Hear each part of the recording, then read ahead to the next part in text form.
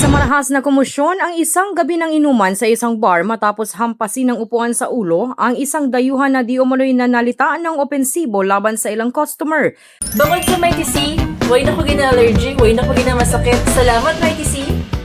Ayon sa ulat ng mga nakasaksi, nagsimula ang gulo ng bigla umanong magbitiw ng mapanghusgang salita ang dayuhan patungo sa grupo ng mga taong nag-iinuman sa lugar.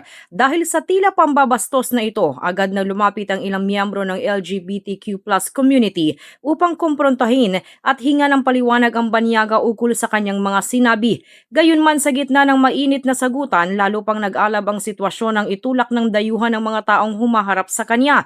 Dito na sumiklab ang pisikal na tulyahan na nauwi sa mabilisang gulo kung saan isang matigas na upuan ang binuhat at inihampas sa mismong ulo ng dayuhan. Nagtamo ng sugat sa ulo ang banyaga dahil sa lakas ng paghampas. Sa kabila ng tinamong pinsala, tumanggi na umano itong magpadala sa pinakamalapit na ospital at nagmamadaling umalis sa pinangyarihan ng insidente matapos ang gulo. Para sa Mighty C Network News, ako si K5 Grace Belostrino para sa Himpilang Kampiyon sa Balita, Serbisyo Publiko at Kasiyahan sa Palawan, K5 News FM.